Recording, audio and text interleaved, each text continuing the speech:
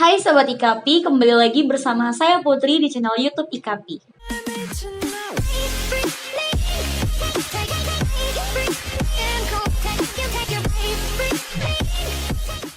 Di video kali ini kita akan membahas apa itu pajak restitusi.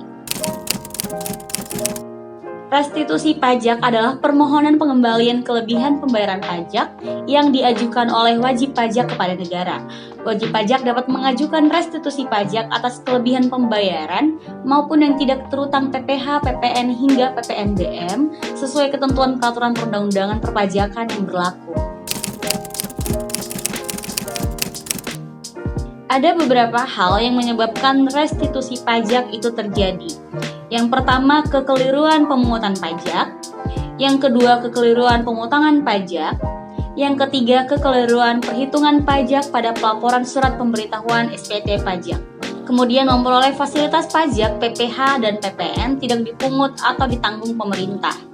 Memiliki aktivitas atau kegiatan usaha yang dikenakan tarif pajak 0% dan bukan wajib pajak yang dikenakan pajak. Wajib pajak yang dapat mengajukan restitusi. Adapun yang pertama, wajib pajak kriteria tertentu, yaitu wajib pajak yang tepat waktu menyampaikan SPT, tidak punya tunggakan pajak, laporan keuangan diaudit oleh akuntan publik atau lembaga pengawasan keuangan pemerintah dengan pendapat wajar atau pengecualian selama 3 tahun berturut-turut, dan tidak pernah dipidana di bidang perpajakan dalam jangka waktu 5 tahun terakhir. Yang kedua, wajib pajak persyaratan tertentu, yaitu wajib pajak yang tidak menjalankan usaha atau pekerjaan bebas yang menyampaikan SPT tahunan lebih bayar restitusi. Lalu wajib pajak pribadi yang menjalankan usaha atau pekerjaan bebas yang menyampaikan SPT tahunan lebih bayar dengan jumlah paling banyak 100 juta rupiah. Lalu wajib pajak badan yang menyampaikan SPT tahunan lebih bayar restitusi dengan jumlah paling banyak 1 miliar, PKP yang menyampaikan SPT tahunan lebih bayar dengan jumlah paling banyak 5 miliar. Yang ketiga, pengusaha kena pajak berisiko rendah. PKP yang sahamnya diperdagangkan di Bursa Efek Indonesia, perusahaan yang saham mayoritasnya dimiliki langsung oleh pemerintah pusat atau daerah, ditetapkan sebagai mitra utama kepabeanan. PKP pabrikan atau produsen selain perusahaan pada poin yang tadi, yang menyampaikan SPT masa PPN selama 12 bulan terakhir tepat waktu. Kemudian PKP yang tidak sedang dilakukan pemeriksaan bukti permulaan atau penyidikan tindak pidana di bidang perpajakan. PKP tidak pernah dipidanakan karena melakukan tindak pidana di bidang perpajakan dalam jangka waktu 5 tahun terakhir. Ketentuan dan syarat pengajuan restitusi lebih bayar yang seharusnya tidak terutang. DJP menegaskan ketentuan dan syarat pengembalian kelebihan pembayaran pajak yang seharusnya tidak terutang dipisahkan berdasarkan hal yang menyebabkan terjadinya kelebihan pembayaran tersebut. Adapun diantaranya, yang pertama restitusi pajak atas pembayaran pajak oleh pembayar, yaitu pengajuan restitusi pajak secara tertulis dalam bahasa Indonesia. Kemudian permohonan pengembalian pajak harus ditandatangani oleh pembayar atau melampirkan surat kuasa jika pengajuan restitusi tidak dilakukan oleh pembayar sendiri. Harus melampirkan dokumen bukti asli pembayaran berupa SSP, penghitungan pajak yang seharusnya tidak terutang, dan alasan pengajuan restitusi. Kemudian disampaikan langsung ke kantor pelayanan pajak tempat wajib pajak terdaftar atau KPP wilayah kerjanya.